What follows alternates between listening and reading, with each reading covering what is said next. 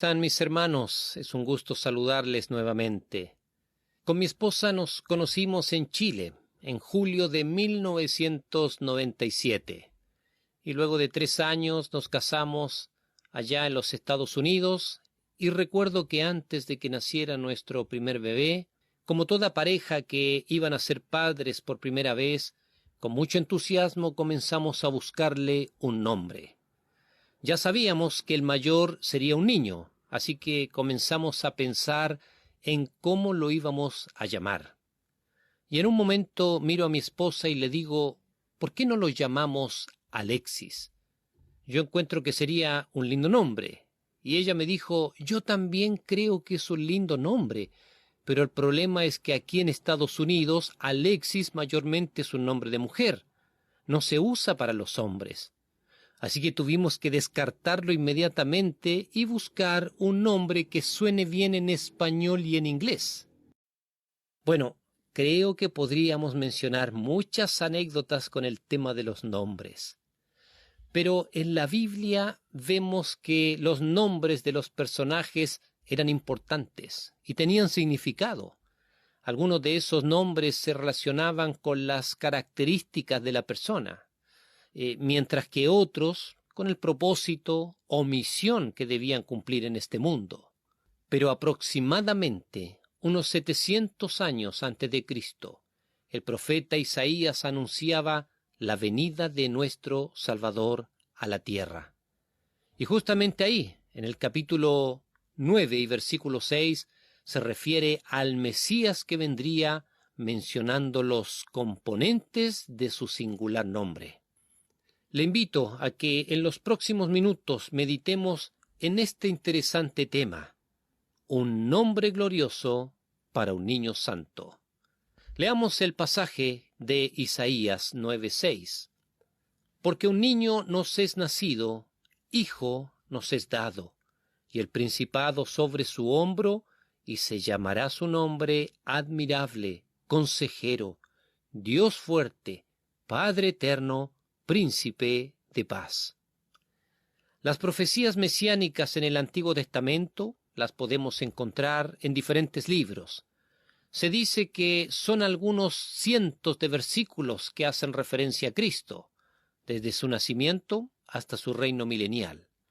Por eso, queridos hermanos, nosotros podemos decir que el personaje principal de la Biblia es Jesucristo, nuestro Señor. Y en este versículo en particular nos encontramos con una profecía que anunciaba el nacimiento de Jesús, para luego referirse a su nombre. Para comenzar, el profeta Isaías dice, porque un niño nos es nacido, hijo nos es dado. Si usted leyó este pasaje antes, le pregunto, ¿se había detenido a pensar en estas dos frases? En primer lugar, fíjese que dice, un niño nos es nacido. Note esto. Nuestro Señor Jesucristo, si hubiera querido, podría haber llegado a este mundo directamente como un hombre adulto, pero en lugar de eso, decidió llegar como un niño, tomando las mismas limitaciones humanas que todo infante. Por eso Pablo dice en Filipenses capítulo 2, versículo 6, sino que se despojó a sí mismo, tomando forma de siervo, hecho semejante a los hombres. Se despojó a sí mismo, dice la Biblia, y luego se convirtió en uno de nosotros, se hizo semejante a los hombres. Él decidió experimentar el nacimiento, el cuidado de sus padres terrenales, al igual que un bebé, y el desarrollo humano como todos nosotros. Y luego pensemos que ese niño nos es nacido a nosotros, a los hombres y mujeres de este mundo. Dice Isaías que un hijo nos es dado. ¿Recuerda usted el famoso versículo de Juan 3:16? Porque de tal manera amó Dios al mundo que ha dado a su Hijo unigénito. ¿Para qué? Para que todo aquel que en él cree no se pierda, mas tenga vida eterna. Queridos hermanos, en esta verdad se encierra el mensaje del Evangelio. Jesús llegó a este mundo como un regalo, para usted y para mí. Fue dado a nosotros los pecadores, los imperfectos, los que no teníamos ninguna opción para alcanzar una relación con Dios. por nuestros propios medios. Pero en su misericordia, Dios tenía un plan desde antes de la creación del mundo. Ese plan era darnos un niño que cuando creció, él mismo se presentó como el Hijo del Hombre. En Lucas capítulo 19, versículo 10, Jesús dice: porque el Hijo del Hombre vino a buscar y a salvar lo que se había perdido. Esto es Navidad, recordar y celebrar que un niño santo y sin pecado llegó como un regalo para la humanidad. Eso es lo que nos está diciendo el profeta Isaías: porque un niño nos es nacido, hijo nos es dado. Pero inmediatamente añade: y el principado sobre su hombro. Eso me habla de la realeza del niño. Llegó a este mundo para ser nuestro Salvador, pero recuerde usted que también vendrá por segunda vez para reinar. En estos momentos su reinado en este mundo no está establecido como un gobierno material, aunque siempre Cristo es Rey de reyes y Señor de señores, dice la Biblia, mas un día Él regirá y establecerá su reino de manera visible entre nosotros. Hermosa profecía que, entre paréntesis, anhelamos que se cumpla pronto. Lo que hemos visto hasta ahora es la primera parte de este versículo de Isaías 9:6. Y ahora en la segunda parte el profeta se refiere al nombre de este niño. Dice: y se llamará su nombre Admirable, Consejero, Dios fuerte, Padre eterno, Príncipe de paz. En primer lugar, debemos comprender que estos no serían literalmente los nombres del Mesías, sino que son aspectos de su carácter, describen quién es Él y qué es lo que vendría a ser en este mundo. Analicemos cada uno. El primero de ellos es admirable. El término que nosotros leemos en nuestras Biblias como admirable, según el hebreo original, también puede leerse como maravilloso. Estimados oyentes, Jesucristo, quien es el Mesías, es admirable o maravilloso. La gloria de su esencia y lo que ha hecho por nosotros nos debería llenar de admiración. Yo quiero decirle lo siguiente: si usted decide conocer mejor a Cristo y verlo en la Biblia como lo que realmente es, jamás estará indiferente. Muchas veces, cuando una persona recibe a Cristo y entiende que ahora es un hijo de Dios, nosotros le recomendamos que comience a leer en su Biblia el Evangelio de Juan o algún otro evangelio, porque es ideal que esa persona desde ya crezca en el conocimiento de su Salvador. Hace poco tiempo atrás, hablando con una mujer que ganamos para Cristo, nos dijo: nunca imaginé todo lo que Jesús significa para nosotros. Y a medida que voy aprendiendo, más sorprendida quedo. Ella es una nueva cristiana, que va creciendo en esa relación personal con el Señor. Este aspecto que estamos estudiando también es una referencia a la deidad de Jesús, porque la misma palabra admirable tiene un fuerte contenido divino. Por ejemplo, leamos el libro de Jueces, capítulo 13, versículo 17 al 18. En esta escena encontramos a un hombre llamado Manoa. Dice la Biblia que el ángel de Jehová se le aparece a su esposa para anunciarle que iba a tener un hijo. Este hijo sería Sansón. Manoa no logra darse cuenta que el que habló con su esposa y luego con él era el ángel de Jehová. Leamos lo que dicen estos dos versículos. Entonces dijo Manoa al ángel de Jehová: ¿cuál es tu nombre para que cuando se cumpla tu palabra te honremos? Y el ángel de Jehová respondió: ¿por qué preguntas por mi nombre que es admirable? Hermanos, en el Antiguo Testamento el ángel de Jehová no era un ángel común y corriente. Nosotros creemos en algo que se llama cristofanía, que es una aparición de Cristo antes de su encarnación. Y si nos fijamos con atención en la respuesta que el ángel de Jehová le da a Manoa, dice que su nombre es admirable, tal cual lo menciona el profeta Isaías. Creo que en estos momentos sería apropiado que nos hiciéramos la siguiente pregunta en nuestras mentes y corazones. ¿Podemos ver lo maravilloso y admirable que es Cristo? ¿Aún nos asombramos de quién es Él y lo que hizo por nosotros? ¿Le digo algo? Una manera muy clara de reconocer a un verdadero cristiano es ver qué tan maravilloso Jesús es para él. En Primera de Pedro, capítulo 2, versículo 7, el apóstol hace esta declaración: para vosotros, pues, los que creéis, Él es precioso. Solamente los verdaderos hijos de Dios pueden hacer declaraciones como esas, porque no solamente creen en Él, sino que además se dan cuenta de lo admirable que es. Así que, en primer lugar, aquí tenemos el nombre de Cristo, admirable. En segundo lugar, el profeta dice que es consejero. Cuando leemos consejero, podríamos perfectamente unir las dos palabras y decir que el Mesías es admirable consejero, porque es así. Nuestro Señor Jesucristo es el admirable consejero por varias razones. Por ejemplo, Él conoce desde la eternidad todos los designios de Dios, porque es el Verbo que en el principio ya estaba con Dios y que era Dios. Colosenses capítulo 2, versículo 3, hablando de Cristo, dice: en quien están escondidos todos los tesoros de la sabiduría y del conocimiento. Primera de Corintios 1:30 dice que Jesús fue hecho para nosotros sabiduría. Mis queridos hermanos, no hay otro mejor maestro que nuestro Señor Jesucristo. Nadie enseña como Él. Por ese motivo las multitudes le buscaban. Es verdad que mucha gente seguía al Señor por sus milagros, pero muchos otros se deleitaban escuchándolo hablar. Recuerde usted que durante su tiempo en la tierra, Él era la palabra de Dios. Ahora escuche esto. En este mundo necesitamos a Jesús como nuestro consejero. ¿Sabe por qué?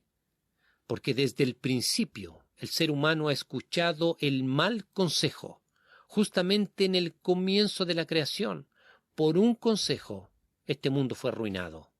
El gran predicador Spurgeon, en uno de sus mensajes, dijo esto: ¿acaso no se disfrazó Satanás como serpiente y aconsejó a la mujer con una enorme astucia, convenciéndola de que ella debía tomar para sí misma del fruto del árbol del bien y del mal, con la esperanza de que con ello llegaría a ser como Dios?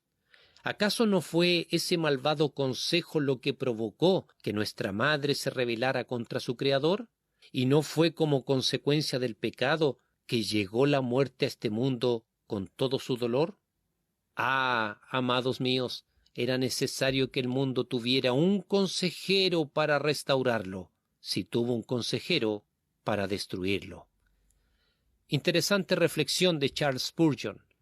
Satanás se levantó para dar un consejo engañoso a Eva, y así entró el pecado en este mundo.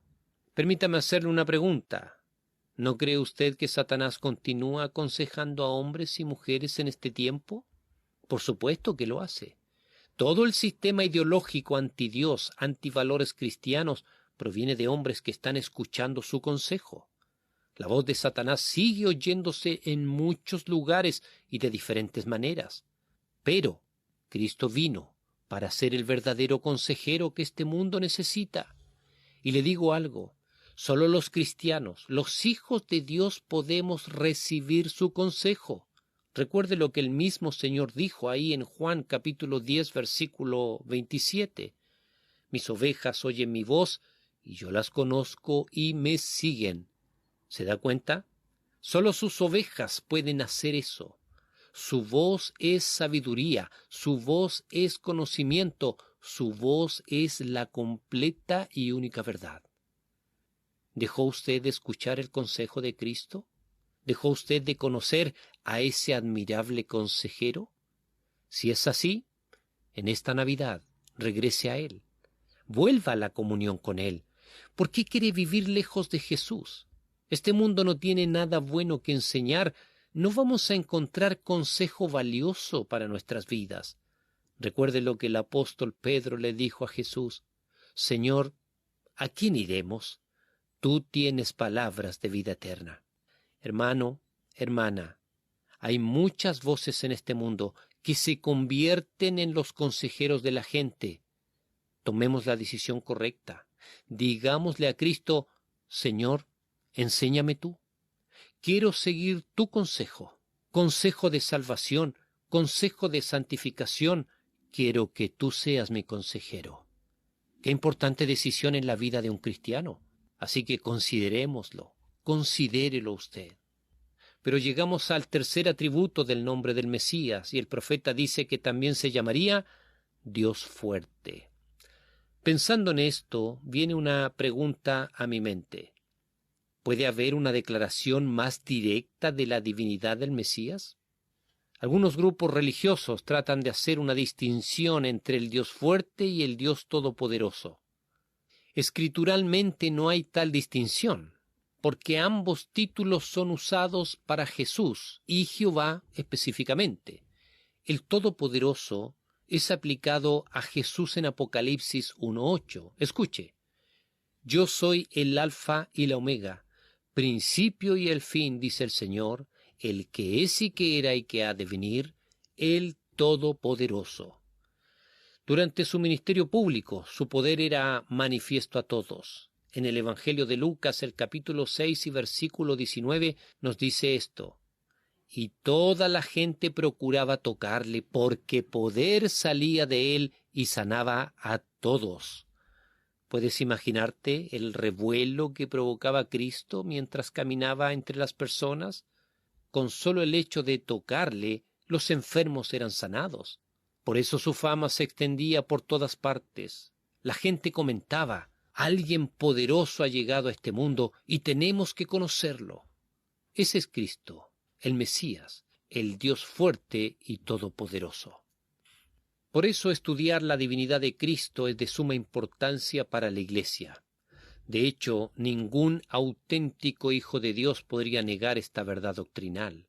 En cambio, en este mundo nos rodean religiones y movimientos que con argumentos antibíblicos intentan echar por tierra esta doctrina. En el mismo libro de Isaías, pero en el capítulo 7 y versículo 14, encontramos una profecía referente al nacimiento virginal de Cristo, pero al mismo tiempo se menciona su divinidad. Dice así: por tanto, el Señor mismo os dará señal. He aquí que la Virgen concebirá y dará a luz un hijo y llamará su nombre Emmanuel. El nombre Emmanuel significa Dios con nosotros. Entonces, ¿quién es el niño llamado Dios fuerte? Es el mismo Emmanuel, manifestado en la persona de Jesús. Así que en esta Navidad celebremos la venida del Dios fuerte a la tierra. Su objetivo era salvar a la humanidad. El señor Matthew Henry, en su comentario bíblico, hablando de Isaías 9:6, dice esto: así como tiene sabiduría sin límites, también tiene poder infinito. Puede salvar completamente y perpetuamente. Queridos amigos, de eso se trata esta fecha especial. Anunciamos al mundo que hay salvación completa y perpetua en Jesús. En el libro de Hebreos, capítulo 7, versículo 25, hablando de Cristo, encontramos esta hermosa declaración: por lo cual puede también salvar perpetuamente a los que por él se acercan a Dios, viviendo siempre para interceder por ellos. Aquí el verbo salvar significa que Cristo puede dar salvación en el sentido más amplio. Salvación sin límites, sin duda alguna que el pecador salvado estará por la eternidad junto a él. No hay pecado que él no perdone, no hay mancha que él no limpie. Él tiene poder para tomar una vida que a los ojos de la sociedad no tiene valor y luego transformarla para su gloria. Déjeme contarle algo. Antes de venir a la ciudad de Rancagua, junto a mi esposa servíamos al Señor en Santiago. Y en un momento Dios abrió una puerta para comenzar un ministerio en la cárcel.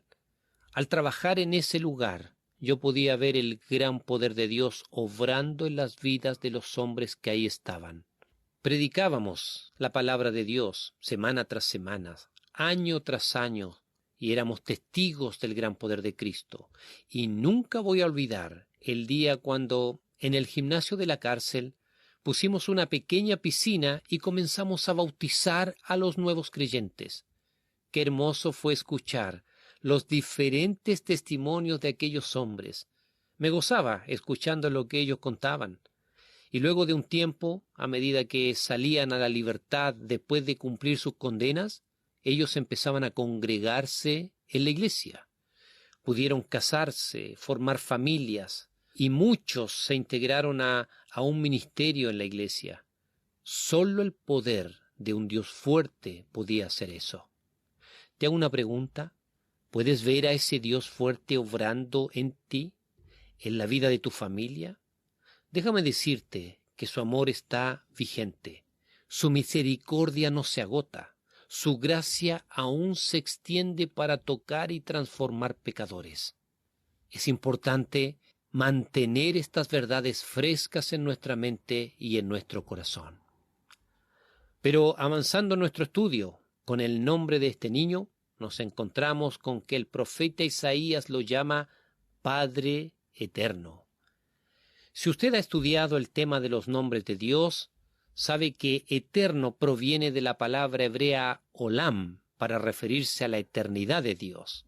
Bueno, en este pasaje la palabra eterno tiene una raíz distinta que nos da la idea de perpetuo. El nombre del niño es Padre Perpetuo, es decir, que siempre actúa como un buen padre. No solo existe por siempre, sino que también siempre es bueno. Su amor es perpetuo. Él nunca dejará de amar porque Él es amor. Hermosa verdad. Ahora, espero que no se confunda. En la Santa Trinidad encontramos a Dios el Padre y a Dios el Hijo. Aquí en este versículo, el Mesías es Padre eterno, pero no Dios el Padre. Debemos entender que el título de Padre aplicado a Dios no es muy recurrente en el Antiguo Testamento. Solo 8 veces se identifica a Dios como Padre, y primeramente es para presentarlo como Creador. Entonces la pregunta es, si el Mesías no es Dios el Padre, entonces, ¿sobre qué es Padre? Bueno, mis queridos hermanos, Cristo, el Mesías, es Padre sobre su creación. Recuerde lo que dice Juan 1:3. Todas las cosas por Él fueron hechas, y sin Él nada de lo que ha sido hecho fue hecho.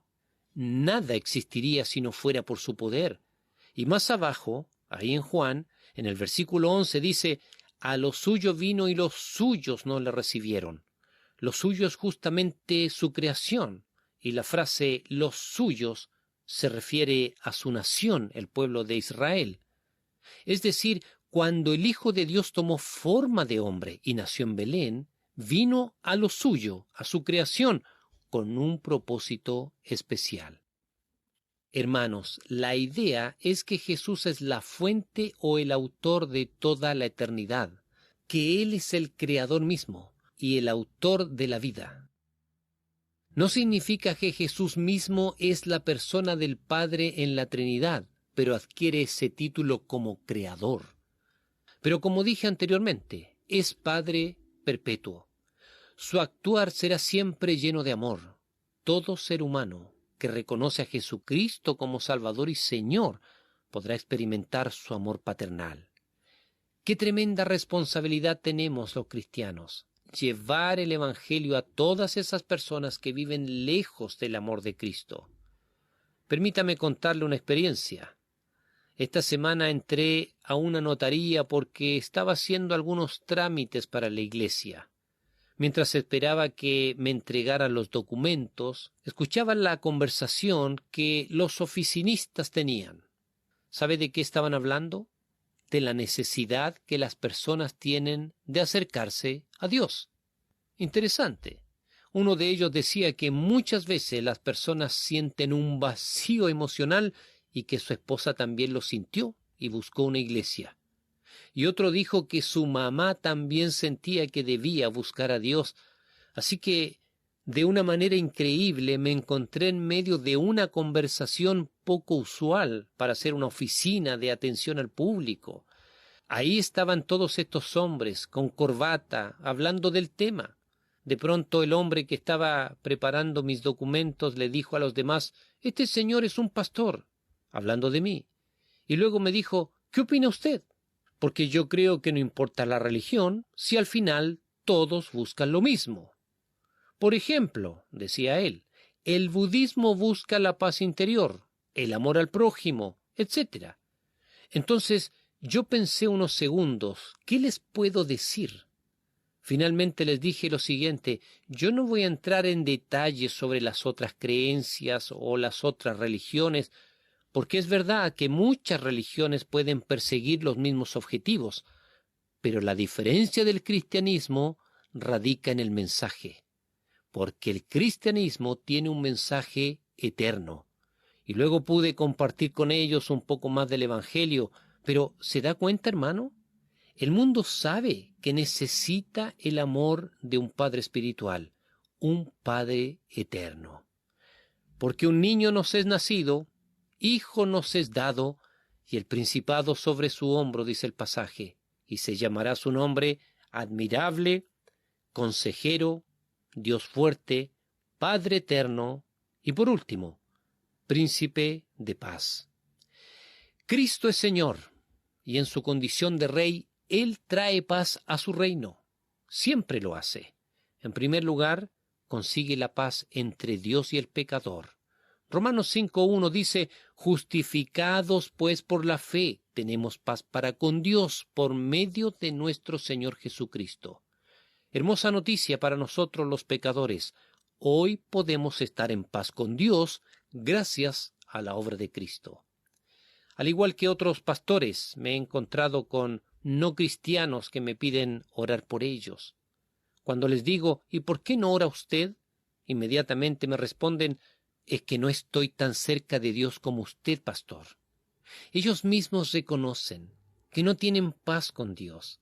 Esa es la consecuencia del pecado, enemistad y lejanía de Dios. Mas cuando Cristo llega a sus vidas, su condición cambia. Ahora pueden disfrutar de paz al entender que sus pecados han sido perdonados y son parte de la familia del Señor. En segundo lugar, Cristo nos da de su paz. La paz os dejo, mi paz os doy, dijo el Señor. Permítame decirle lo siguiente: a los hijos de Dios no debiera faltarnos la paz. Nosotros debiéramos gozar completamente de ella y estar preparados para enfrentar diferentes adversidades en este mundo. Quizá usted me puede decir: pero pastor, son muchas las situaciones en la vida que nos roban la paz. Escuche, yo no soy diferente o superior a usted, ni tampoco pretendo serlo, pero quiero compartir la siguiente verdad. En la vida cristiana existen dos grandes enemigos de la paz. El primero de ellos se llama pecado. Seguramente usted ya lo sabía, pero es así. El pecado nos roba el gozo y turba nuestro espíritu. No se puede vivir una vida espiritual saludable mientras la maldad está presente a cada momento en nosotros. Simplemente es imposible. Por favor, no trate de bajarle el perfil al problema, no trate de bajarle la gravedad. Esto es muy fácil de entender. Todo creyente que vive en pecado no podrá disfrutar de paz interior. Por lo tanto, debemos ser confrontados con esa verdad. ¿Qué debemos hacer? Bueno, la Biblia es muy clara en cuanto a aquello. La solución para eso es la confesión sincera y humilde delante de Dios. Venid a mí y estemos a cuenta, dice el Señor. Eso es lo que Él espera de nosotros. Reconocer que hemos pasado por alto su palabra y, por supuesto, apartarnos de ese pecado. Esa debe ser nuestra meta final. Y el segundo enemigo de la paz del cristiano se llama ignorancia. La ignorancia, mis queridos hermanos, es un terrible problema en nuestra vida espiritual. No hay nada peor que desconocer las verdades de la palabra de Dios, las promesas que vienen de Él y las bendiciones que nos pertenecen como hijos suyos. ¿Por qué hay cristianos que viven constantemente preocupados en la vida? Porque no conocen su Biblia. No están siendo enseñados por Dios. Hermano, déjeme aclararle algo por unos segundos.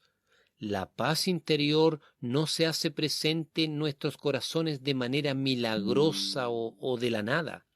Si sabemos que proviene de Cristo y que también es parte del fruto del Espíritu Santo, pero está profundamente ligada al conocimiento de las Escrituras.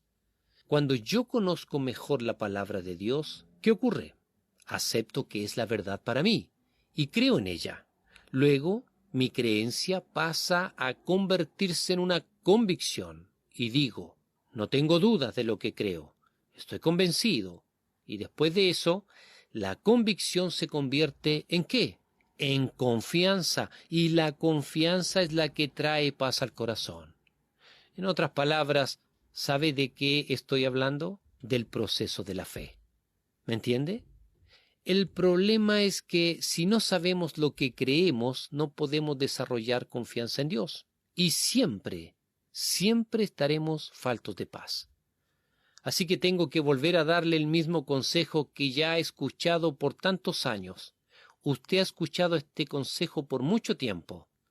Conozca la palabra de Dios, estudie en forma detenida los beneficios espirituales que tiene, conozca mejor a Cristo, la magnitud de su obra en la cruz, sus enseñanzas, sus promesas.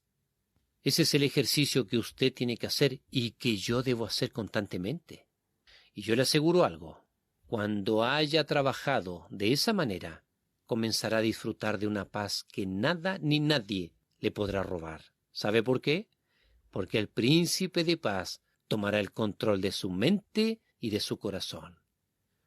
Termino mi mensaje con las siguientes palabras. Hace 2000 años atrás, Dios se reveló a este mundo en la persona de Jesús. Los detalles de su nacimiento y de su vida ya estaban profetizados siglos antes, pero su muerte en la cruz estaba determinada desde antes de la fundación del mundo. El apóstol Pedro dice en su primera epístola que como un cordero sin mancha y sin contaminación, Cristo ya estaba destinado al sacrificio de la cruz. Su vida fue inigualable y los nombres que acabamos de estudiar demuestran sus características, sus atributos. Queridos hermanos, ¿cómo no vamos a estar agradecidos en esta Navidad? ¿Cómo vamos a ignorar todo lo que Jesucristo es? Rindamos nuestras vidas delante de Él. Los fieles hijos de Dios debemos adorarle, y los hijos que se han alejado de Él deben volver a la comunión. Vamos a terminar con una palabra de oración. Señor, queremos darte muchas gracias por tu palabra. Ella es tu revelación para nosotros. Gracias te damos también y te alabamos por haber venido a este mundo con el propósito de salvarnos. Tú viniste a nuestro encuentro, Señor, y nos amaste sin nosotros merecerlo. Hoy deseamos honrarte y glorificar tu nombre por lo que tú eres. Admirable, consejero, Dios fuerte, Padre eterno, Príncipe de paz. Nos comprometemos a seguir anunciando este mensaje al mundo, a seguir predicando el Evangelio a toda criatura. Oramos en el nombre de Jesús nuestro Salvador. Amén.